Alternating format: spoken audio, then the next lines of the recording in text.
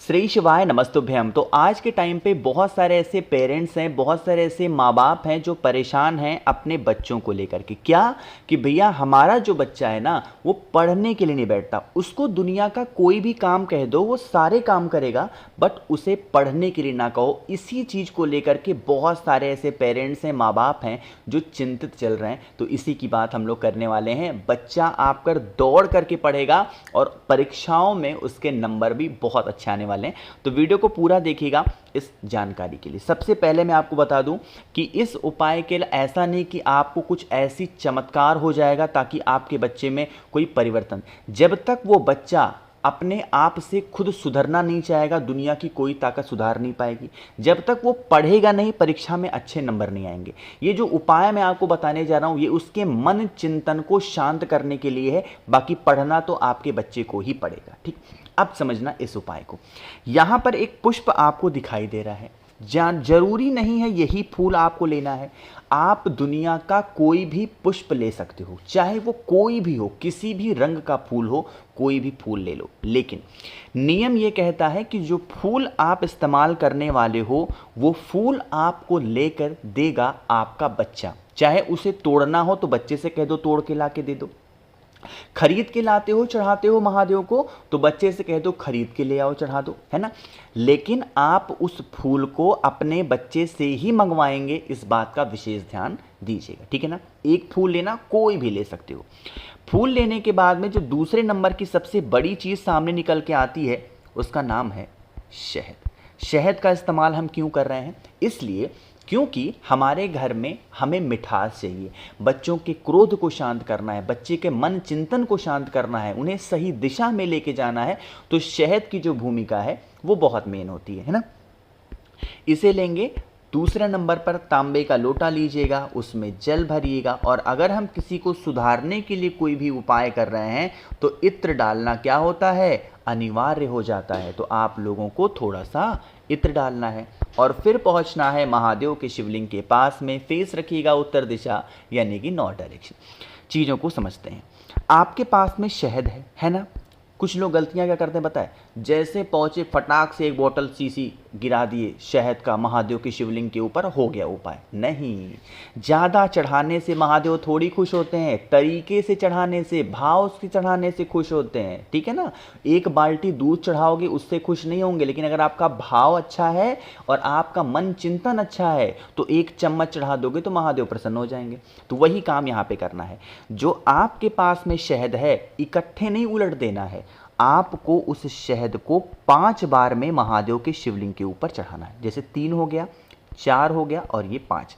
इस प्रकार से थोड़ा थोड़ा करके जितना भी शहद आपके पास में, 1 चम्मच हो, 1 कटोरी हो, जो भी हो, उसे थोड़ा थोड़ा करके महादेव के शिवलिंग के ऊपर चढ़ाएंगे। चढ़ाने के बाद में अब आपको उसी शहद का लेपन करना है महादेव के शिवलिंग के ऊपर। जब शहद का लेपन कर रहे होगे, ठीक है ना, किसी को हम सुधार रहे हैं तो कौन से महादेव का नाम लिया जाता है बताओ भाई?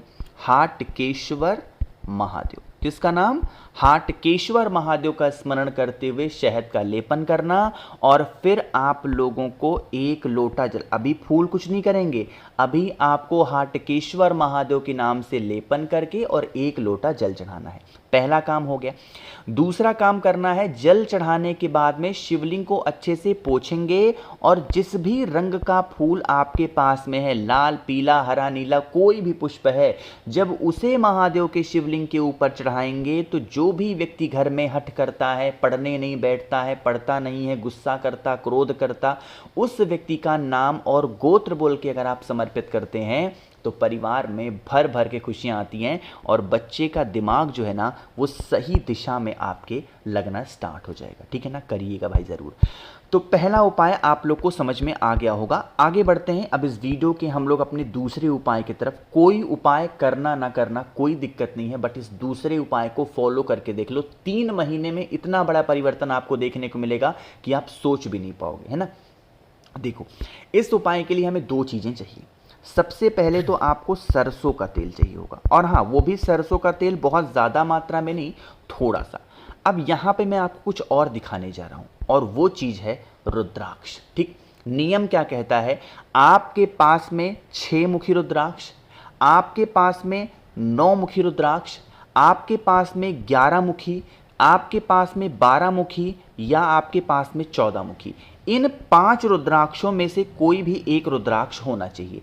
या तो 6 मुखी हो, या 9 मुखी हो, या 11 मुखी हो, या 12 मुखी हो, या 14 मुखी हो। ठीक, इनमें से कोई भी एक रुद्राक्ष अगर आपके पास में है, देन आप इस उपाय को करिएगा। बहुत बड़ा चेंज देखने को मिलता है हर एक बच्चे के अंदर इस मात्र उपाय को करने से। तो उस सरसों के तेल के अंदर आप उस रुद्राक्ष को डाल देना। ठीक, फिर इस सरसों के तेल को उठाना और लेके पहुंच जाना महादेव की शिवलिंग के पास में। फेस रखिएगा उत्तर दिशा, नॉर्थ डायरेक्शन। रुद्राक्ष के साथ में ही जल महादेव जो सरसों का तेल होगा वो महादेव की शिवलिंग के ऊपर समर्पित करना। जब यहां पर समर्पित कर रहे होगे तो किसका ध्यान करना है? काशी विश्वनाथ महादेव का। कोशिश करना इस उपाय को, पहला उपाय तो आप किसी भी दिन कर सकते हो, बट जो सेकंड उपाय है इसे आप कोशिश करेंगे शनिवार के दिन करने की। ठीक है ना? काशी विश्वनाथ महादेव के नाम से रुद्राक्ष के साथ में ही सरसों के तेल को महादेव की शिवलिंग के ऊपर समर्पित करना। समर्पित करोगे, यही सरसों का तेल नीचे गिरेगा। कोशिश करना सरसों के तेल को रोक लो थोड़ा सा, और जो रुद्राक्ष होगा उस रुद्राक्ष को अपने पास रख लो। इतना सब कुछ करने के बाद में जब अब आप जल भी चढ़ाना है महादेव की शिवलिंग के ऊपर, जब आप जल चढ़ाओगे तो महादेव से यही विनती करेंगे, हे शिव शंभू भोलेनाथ, हमारे घर परिवार में, फैमिलीज में लोग बहुत ज़्यादा चंचल है, मतलब मेरा बच्चा जो है बहुत चंचल है, पढ़ता नहीं है, दिमाग उसका सही दिशा में नहीं लगता। आप कुछ भी ऐसा करें जिससे हमारे घर परिवार में सुख शांति समृद्धि का वास बना रहे। तो इस प्रकार से क्या करना है, आप लोगों को जल चढ़ा देना। जल चढ़ाने के बाद में अब आप इस रुद्राक्ष को और सरसों के तेल को लेके पहुंच जाओ महादेव अपने घर पे। अच्छा हाँ, अगर आप लोगों को रुद्राक्ष असली नहीं मिलता है तो मेरे पास बहुत ही कम प्राइस में है, अभी तक लगभग 30,000 लोगों को मैंने रुद्राक्ष भेज रखा है। 9005643345 मेरा व्हाट्सएप नंबर है। आपको कोई भी रुद्राक्ष चाहिए इस नंबर पे आप मुझे मैसेज करिएगा, फ़ोन नहीं मिलेगा, सिर्फ मैसेज करिएगा, मैं आपको पूरी जानकारी दूंगा बहुत ही रेयर कम प्राइस में। ठीक, देखो अब उस रुद्राक्ष को लेके जाना घर पे और उसे वॉश कर लेना, धुल लेना। धुलने के बाद में अगर उस बच्चे के गले में उस रुद्राक्ष को आप पहना सकते हो लाल धागे में, तब तो सुंदर पे है, मतलब सोने पे सुहागा है, बहुत सुंदर होगा। बट अगर मान लेते हैं वो इंसान या बच्चा आपका नहीं पहनता है तो उसके रूम में, जिस कमरे में वो पड़ता है, उस कमरे में उस रुद्राक्ष को रख देना। जो सरसों का तेल आप रोक करके लाए हो उस व्यक्ति को कभी कभी उसके सर में उस सरसों के तेल की मालिश कर देना, उसके बालों में लगाना। इससे उसका मन चिंतन शांत रहेगा और उसका मन भी पढ़ाई में अच्छे से लगेगा। ठीक है ना? 2 उपाय आपको समझ में आ गए हैं। आगे बढ़ते हैं इस वीडियो के हम लोग अपने तीसरे उपाय की तरफ। ये बहुत स्पेशल उपाय है, बहुत ही प्यारा सा, लेकिन सबसे पहला काम करना है वीडियो को लाइक। मेरे जितने भी भाई बहन आवाज़ आज मेरी पहली बार सुन रहे हैं, चैनल को ज़रूर सब्सक्राइब करना। ठीक है ना? देखो थोड़ा सा समझने की कोशिश करिएगा जो चीज़ मैं बताने जा रहा हूँ। इस उपाय से भी आप अपने बच्चे का मन चिंतन शांत कर सकते हैं और उसे सही दिशा में वापस ला सकते हैं। इसके लिए क्या करना है, आपको मक्खन की आवश्यकता पड़ने वाली है, बहुत ज़्यादा तो नहीं, बट हाँ थोड़ा सा तो मक्खन लेना है।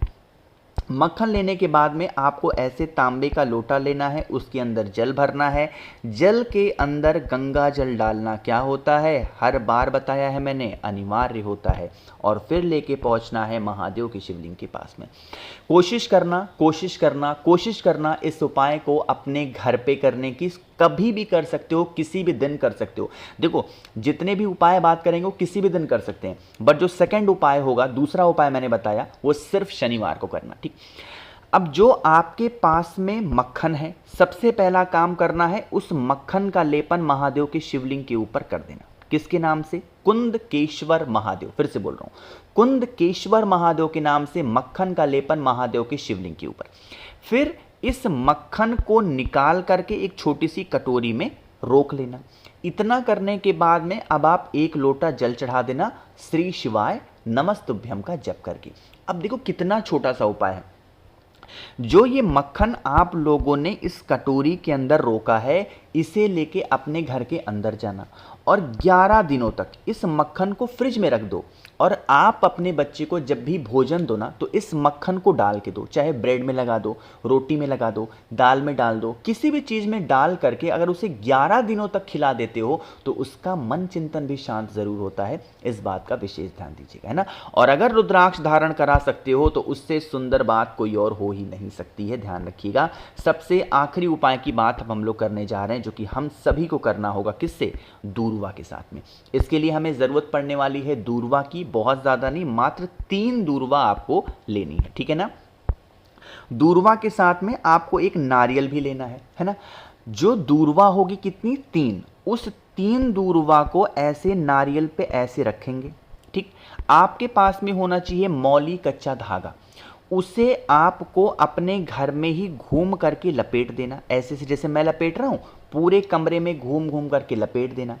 अपने बच्चे के हाथों से किसी भी तरीके से, जब वो सो रहा हो, जग रहा हो, किसी भी तरीके से आप बहाने से उससे इस नारियल को टच करा दो, उठवा दो।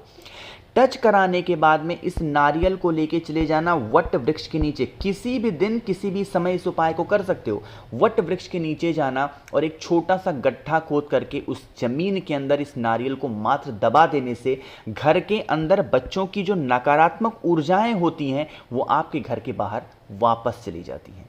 इस बात को ध्यान रखिएगा, इस उपाय को करते टाइम कोई भी टोके नहीं आपको, बस इस चीज़ का ध्यान रखिएगा। बाकी मैंने कोशिश की आप सभी को सारी बातों को अच्छा बताने की। वीडियो पसंद आई हो तो लाइक करिएगा, कुछ पूछना है नीचे कमेंट सेक्शन में पूछें, और मेरे जितने भी भाई बहन आवाज़ आज मेरी पहली बार सुन रहे हैं, चैनल को ज़रूर सब्सक्राइब करेंगे। श्री शिवाय, नमस्तुभ्यं।